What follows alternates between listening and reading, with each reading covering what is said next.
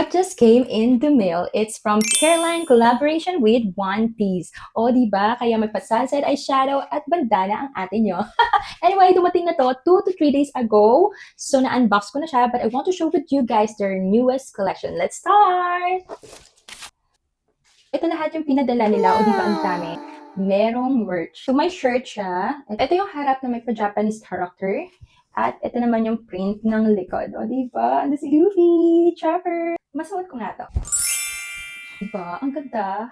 Buti na lang XL ang pinadala nila para mukhang oversized. Sinama din silang sombrero and this is how it looks like. Logo ng One Piece at Careline at meron din sa likod. Ganito siya. Bongga bagay.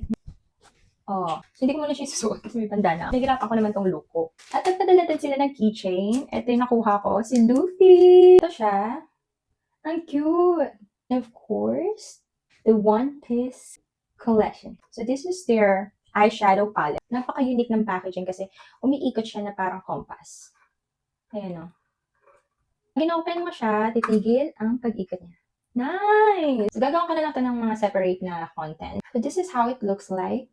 It has 5 matte color and 4 shimmers. Let's see kung anong look ang magagawa ko gamit ito. So next is their lip bullet. So they have 5 shades. This is the pink berry, terracotta pink.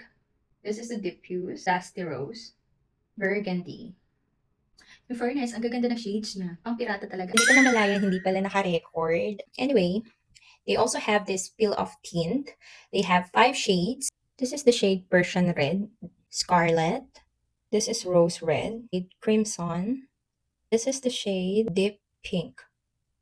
Don't worry guys, I'll create another content in each products para sa mga swatches. So stay tuned. Next, they also have the gel liner. They have 2 shades. This is the shade Neutral Nude. And this is the shade Deep Black. They also have micro tip ended liner. This is the shade Ancient Copper. And this is the shade Matte Taupe. Next from their collection is mascara. So they have 2 kinds of mascara, the volumizing mascara and the clear mascara. So ganito yung applicator ng volumizing mascara. Ganito naman yung applicator ng clear mascara. Last from their collection is their brow tattoo. So they have 2 shades. How the tip look like? Makapal siya. This is the shade Taupe. This is the shade Truffle. So yes, yun lahat yung collection ng Careline collaboration with One Piece. So abangan nyo yung mga swatches nito sa mga susunod kong content. So yun lang. Bye!